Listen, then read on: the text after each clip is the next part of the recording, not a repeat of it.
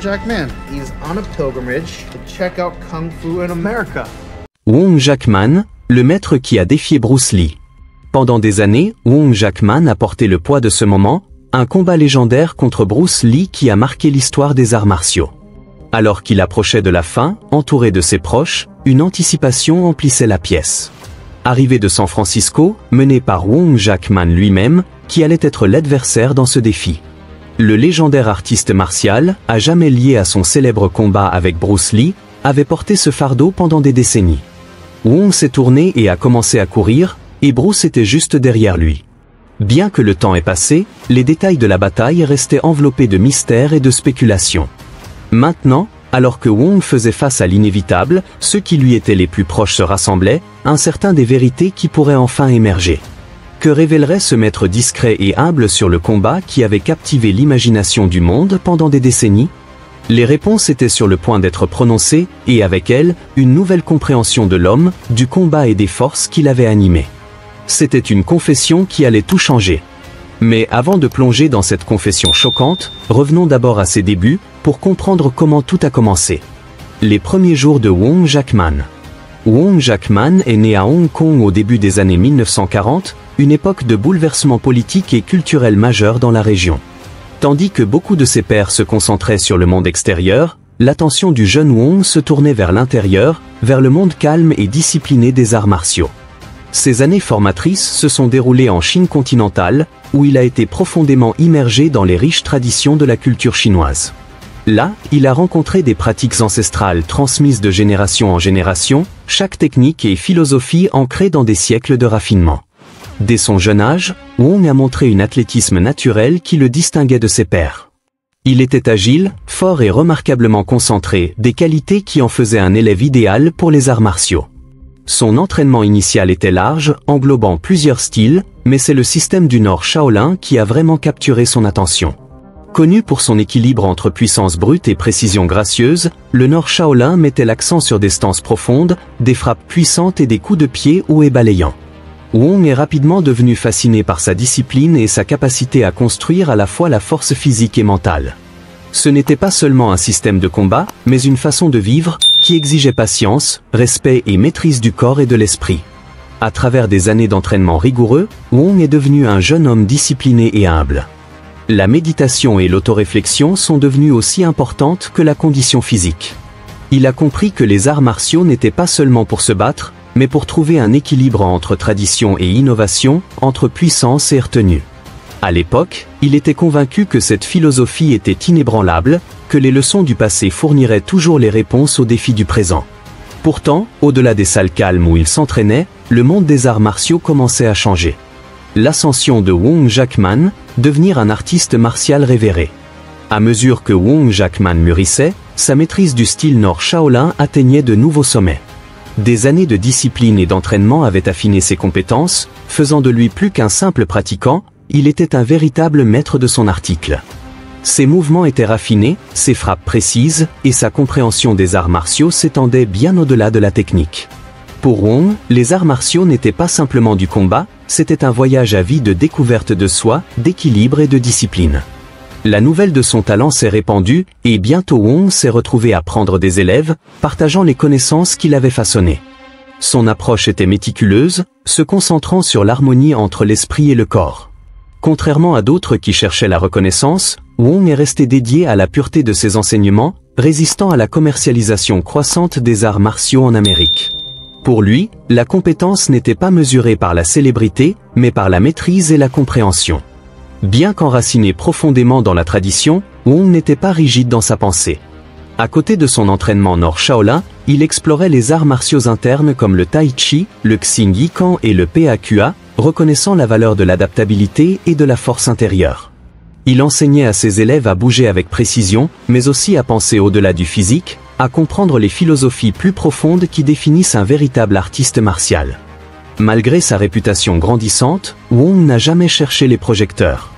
Il préférait la vie tranquille d'un enseignant, focalisé sur la préservation des principes qui l'avaient guidé si longtemps. Mais même alors qu'il restait dévoué à la tradition, le monde des arts martiaux évoluait à un rythme sans précédent. Un nouveau type de combattant émergeait, un qui défiait les anciennes conventions, questionnait les techniques établies depuis longtemps, et abordait le combat avec une audace que Wong n'avait que rarement vue. Au début, Wong prêtait peu d'attention à ces changements. Il croyait en la force de ses enseignements, en la sagesse du passé. Pourtant, des murmures de quelque chose de différent, de quelqu'un de différent, commençaient à circuler. Un artiste martial en ascension faisait des vagues, défiant les attentes et gagnant un suivant qui ne pouvait être ignoré. Son nom était Bruce Lee. Bien que Wong ne le sache pas encore, son chemin était sur le point de croiser une force comme il n'en avait jamais rencontré auparavant. Et quand ce moment arriverait, il défierait non seulement ses compétences, mais tout ce qu'il avait cru sur les arts martiaux et lui-même. La genèse de la rivalité entre Wong Jackman et Bruce Lee. Le choc entre Wong Jackman et Bruce Lee est l'un des événements les plus débattus et mystérieux de l'histoire des arts martiaux. Ce qui a commencé comme une différence philosophique a escaladé en quelque chose de bien plus grand, une bataille idéologique qui défierait les deux hommes d'une manière qu'ils n'avaient jamais anticipée. Au début des années 1960, Bruce Lee était une force montante dans le monde des arts martiaux, jeune, ambitieux et farouchement indépendant. Il rejetait les traditions rigides au profit d'une approche plus fluide et adaptable au combat. Ses méthodes, bâties sur les bases du Wing Chun mais étendues par une expérimentation incessante, défiaient la convention. Lee croyait que les arts martiaux devaient évoluer, en se débarrassant des techniques obsolètes et en se concentrant purement sur l'efficacité et l'efficience. On ne crée pas un style, car le style est une cristallisation, vous savez. C'est un processus de croissance continue. Pour beaucoup, il était un visionnaire, mais pour d'autres, particulièrement ceux qui avaient passé leur vie à perfectionner des styles traditionnels, il était un insolent menaçant de démonter des siècles de sagesse. Wong Jackman, un maître respecté du Nord Shaolin, appartenait au second camp. Ayant consacré sa vie à une discipline qui mettait l'accent sur la précision, l'équilibre et une compréhension philosophique profonde, il voyait les arts martiaux comme plus que du combat physique, c'était une façon de vivre. L'idée de rompre avec la tradition, de jeter les principes mêmes qui avaient façonné des générations de combattants, lui semblait téméraire. L'influence grandissante de Lee n'était pas seulement un défi aux techniques martiales, c'était un défi aux fondations même du système de croyance de Wong. Au début, Wong observait de loin, balayant la confiance effrontée de Lee comme une arrogance juvénile. Mais alors que la réputation de Lee explosait, que plus d'élèves affluaient vers ses enseignements, Wong ne pouvait plus ignorer le changement qui se produisait. Ce n'était pas seulement que Lee était populaire, c'était que ses méthodes fonctionnaient. Ses élèves bougeaient avec une efficacité qui défiait les formes traditionnelles.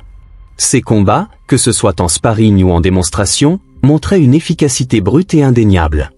Et autant que Wong tenait ferme à ses croyances, une question discrète commençait à prendre racine dans son esprit. La tradition suffisait-elle ? La tension entre eux s'est approfondie alors que Lee continuait à défier les anciennes voies, non seulement en pratique, mais en parole. Il rejetait ouvertement les arts martiaux traditionnels comme obsolètes, affirmant que les combattants s'accrochant à des styles rigides se retenaient eux-mêmes. Sa confiance, frôlant la défiance, en faisait une figure polarisante. Pour ses supporters, il était un pionnier, pour ses critiques, un provocateur. Et pour Wong Jackman, il devenait quelque chose de bien plus personnel, un test.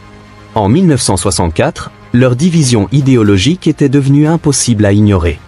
Bruce Lee n'était plus seulement un artiste martial, il était un symbole de changement. Et Wong, qui avait passé une vie à raffiner les anciennes voies, s'est retrouvé au centre d'un conflit qu'il n'avait jamais cherché. Quand le défi est arrivé, une opportunité de se dresser contre Lee et de défendre l'intégrité des arts martiaux traditionnels, Wong n'a pas hésité. Du moins, c'est ce qu'il se disait. Les jours précédant le combat épique. À mesure que le combat approchait, le contraste entre les deux hommes devenait plus apparent que jamais. Wong, discipliné et réservé, portait le poids de la tradition sur ses épaules. Pour lui, ce match était plus qu'une victoire, c'était prouver que la sagesse du passé tenait encore dans le présent. Lee, confiant et sans retenue, voyait le combat comme autre chose, une chance de prouver que l'avenir appartenait à ceux qui osaient briser les idées obsolètes. Dans les jours précédant le combat, les spéculations allaient bon train. Selon l'auteur Norman Borin, Wong cherchait des clarifications sur les règles du combat, spécifiquement si des techniques comme les frappes au visage et les coups aux yeux seraient permises. Mais Bruce Lee refusait de s'engager dans de telles discussions. Pour lui, les restrictions n'avaient pas leur place dans un vrai combat. Le silence en disait long. Wong avait passé des années à s'entraîner dans les limites de formes structurées et de philosophie, mais Lee ne jouait selon les règles de personne. Le match serait sans règles, avec seulement les accords les plus basiques. Il aurait lieu fin décembre 1964 dans une petite école de Kung-Fu à Oakland, en Californie, avec seulement une poignée de témoins. Il n'y aurait ni arbitre ni formalité, juste un combat. Alors que Wong se préparait, il se disait que c'était une question d'honneur, de prouver que la discipline et la tradition avaient encore leur place dans un monde des arts martiaux en constante évolution. Pourtant, dans les moments calmes avant le match, alors qu'il se tenait au bord de la bataille, une autre pensée persistait aux marges de son esprit, une qu'il n'osait pas dire à voix haute. Et si Bruce Lee avait raison? Le combat épique, Bruce Lee contre Wong Jackman. La confrontation entre Bruce Lee et Wong Jackman reste l'un des moments les plus débattus et insaisissables de l'histoire des arts martiaux. Au fil des ans, des contes contradictoires n'ont fait qu'approfondir le mystère, chaque récit ajoutant de nouvelles couches à une histoire déjà dramatique. L'une des versions les plus connues vient de Linda Lee Cadwell, l'épouse de Bruce, qui a offert une description frappante du combat dans son livre de 1975, Bruce Lee, The Man Only He Knew. Selon Linda, l'atmosphère était lourde de tension alors que les deux hommes montaient sur le sol. Le salut formel entre eux fut bref, un geste fugace de respect avant que la vraie bataille ne commence. Wong adopta une stance classique ancrée dans la tradition, tandis que Bruce, encore fortement influencé par le Wing Chun, bougeait avec une intensité prédatrice. Puis, en un instant, Lee frappa en premier, une rafale de coups de poing rapides qui submergèrent Wong avant qu'il n'ait le temps de réagir. La force de l'attaque envoya Wong reculer, et Linda affirma qu'en quelques instants, sa retraite commença. Alors que les associés de Wong criaient pour arrêter le combat, l'ami proche de Bruce, James Lee, intervint, refusant de laisser le match se terminer prématurément. Ce qui suivit, selon Linda, fut une domination complète. Wong, incapable de contrer l'assaut implacable de Bruce, se tourna et courut. Un silence stupéfait tomba sur la pièce, mais Bruce n'allait pas le laisser s'échapper. Avec la vitesse d'un léopard frappant, il le pourchassa, le plaqua au sol et fit pleuvoir des coups de poing. Linda décrivit la voix de Bruce coupant la tension alors qu'il exigeait « Est-ce suffisant ?» Wong répondit, mais Bruce demanda à nouveau, s'assurant que son adversaire comprenne pleinement la finalité du moment. C'était un spectacle brutal, un qui, s'il est vrai, ne laissait aucun doute sur qui était supérieur. Mais comme avec toutes les grandes légendes, la vérité était loin d'être simple. Les contes contradictoires, le combat réexaminé. William Shen, un maître de tai chi et associé proche de Wong, a plus tard réfuté le récit dramatique de Linda. Selon Shen, le combat n'était rien de moins qu'un massacre unilatéral. Il affirma qu'il avait duré beaucoup plus longtemps, environ 20 à 25 minutes, et était plus une bataille prolongée où les deux hommes échangeaient des coups avec habileté. Contrairement à la version de Linda, Shen insista sur le fait que Wong n'avait jamais fui par peur, ni n'avait été plaqué au sol dans une reddition impuissante. Au lieu de cela, il décrivit un combat mesuré où les deux hommes testaient les limites de l'autre, sans qu'aucun atteigne une victoire définitive. Puis il y avait David Chin, l'homme qui avait aidé à organiser le match. Son conte dépeignait un tableau encore plus chaotique.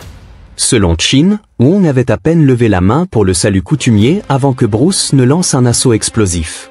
C'était une embuscade, un flou de frappes rapides qui prit Wong au dépourvu. Chin affirma que submergé et incapable de monter une contre-attaque, Wong fuit, mais pas par lâcheté, plutôt dans une tentative désespérée de reprendre pied contre un adversaire qui refusait de ralentir. Selon Chin, le combat se termina dans une mêlée, avec Wong trébuchant et Bruce bondissant sur lui, assénant une série de coups punitifs avant que Chin lui-même n'intervienne. Il a physiquement tiré Bruce de Wong, arrêtant le combat avant qu'il n'escalade plus loin. L'après-coup, le silence de Lee et la revendication de Wong. Malgré sa confiance habituelle, Bruce Lee est resté inhabituellement silencieux sur le combat après. Il n'en parla qu'une fois, dans une interview avec Black Belt Magazine, où il décrivit une rencontre avec un adversaire sans nom à San Francisco. « J'ai eu un combat à San Francisco avec un chat de kung-fu, et après une brève rencontre, il a commencé à courir. Je l'ai poursuivi, comme un idiot, je l'ai continué à frapper derrière la tête et le dos. Bientôt, mes poings ont commencé à gonfler en frappant sa tête dure. C'est alors que j'ai réalisé que le Wing Chun n'était pas très pratique, et j'ai commencé à changer ma façon de combattre. » Bruce n'a pas insisté sur la victoire ou la défaite. Au lieu de cela, il a encadré le combat comme une leçon, un tournant qui l'a forcé à évoluer au-delà du Wing Chun. Wong, cependant, n'était pas du tout silencieux. Frustré par les contes circulant sur le combat, il est allé sur les ondes dans le Chinese Pacific Weekly, contredisant directement la version de Linda et de Bruce. Il affirma que le match n'était pas la dérouillée unilatérale qu'on en faisait. Selon Wong, il avait eu amplement d'occasion de frapper Lee, mais avait choisi de ne pas le faire par respect. Il déclara aussi que le combat s'était terminé non par une défaite, mais par un match nul, car aucun homme ne pouvait revendiquer une victoire indéniable. Sa déclaration publiée disait « Nous avions convenu de ne pas discuter publiquement de cette affaire, mais Bruce Lee a rompu cet accord. Il m'a attaqué en premier et a continué avec ses poings, mais je ne suis pas tombé au sol.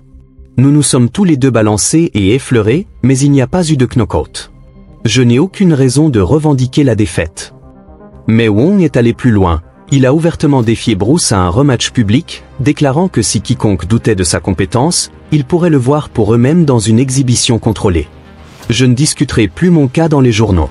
Si Bruce Lee ou quiconque d'autre veut me défier à nouveau, je tiendrai une exhibition publique pour que tous voient. Tout le monde verra par lui-même. Pourtant, Bruce n'a jamais répondu. Au lieu de cela, il a quitté Auckland, fermé son école et déménagé à Los Angeles peu après.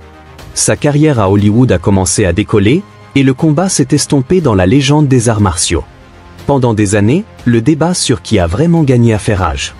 Bruce Lee était-il la force imparable que Linda décrivait-il? Ou le conte de Wong, où il tenait bon et choisissait de ne pas frapper Lee quand il en avait l'occasion, était-il plus proche de la réalité? Le silence soudain de Bruce suggérait-il que le combat n'était pas aussi décisif que certains le croyaient? Une chose est claire, ce combat était plus qu'un choc entre deux hommes. C'était une collision de philosophie.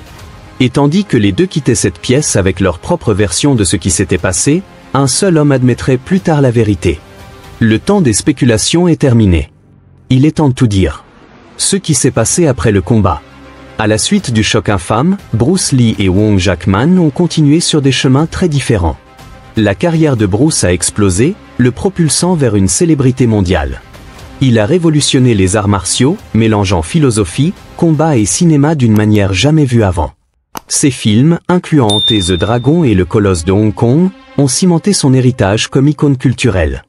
Mais au-delà d'Hollywood, l'approche de Lee au combat a évolué. Le combat avec Wong Jackman avait exposé les limitations des techniques rigides, le poussant à raffiner le Jeet Kune Do, une philosophie qui mettait l'accent sur l'adaptabilité, la vitesse et la praticité. Tragiquement, l'ascension fulgurante de Lee a été écourtée. Le 20 juillet 1973, il est décédé à seulement 32 ans d'un édème cérébral causé par une réaction allergique à un analgésique sur ordonnance. Sa mort a laissé un vide dans le monde des arts martiaux, le transformant en légende dont l'influence n'a fait que croître avec le temps. Wong Jackman, de l'autre côté, est resté dans l'ombre. Il a continué à enseigner les arts martiaux traditionnels, finissant par ouvrir sa propre école aux États-Unis. Bien qu'il n'ait jamais atteint la gloire de Bruce Lee, il était respecté au sein de la communauté des arts martiaux. Contrairement à Lee, Wong a choisi un chemin plus tranquille, restant loin des projecteurs. Au fil des ans, il a rarement parlé du combat, laissant les autres façonner le récit. Mais dans ces dernières années, alors que sa santé déclinait, Wong Jackman briserait enfin son silence. Et ce qu'il a enfin admis a tout changé. La confession de Wong Jackman sur son lit de mort. Alors que Wong Jackman approchait de la fin de sa vie, il portait avec lui une vérité qu'il n'avait jamais dite à voix haute. C'était un secret qu'il avait alourdi pendant des décennies, un qu'il ne pouvait plus garder enterré. Entouré d'amis proches et de famille, Wong a fait une admission stupéfiante. Le légendaire combat contre Bruce Lee n'avait pas été pour préserver l'honneur des arts martiaux traditionnels, comme tant l'avait cru. Il avait été motivé par quelque chose de bien plus personnel, la jalousie. Pendant des années, Wong avait observé comment Bruce Lee défiait tout ce qu'il avait passé une vie à maîtriser. Les techniques non conventionnelles de Lee, sa confiance et sa montée rapide en popularité étaient impossibles à ignorer. Au début, Wong l'avait balayé comme arrogant, mais au fond, un autre sentiment avait pris racine, le doute. Et si la voix de Lee était l'avenir? Et si la dévotion de Wong à la tradition n'était pas suffisante? Ce doute s'est nourri en quelque chose d'autre, une rivalité inexprimée, un besoin désespéré de se prouver. Wong a admis que quand il était entré dans ce combat, ce n'était pas seulement pour défendre l'intégrité des arts martiaux traditionnels. C'était pour se prouver à lui-même, plus qu'à quiconque, qu'il comptait encore. Mais ce jour-là, Bruce Lee a brisé ses illusions.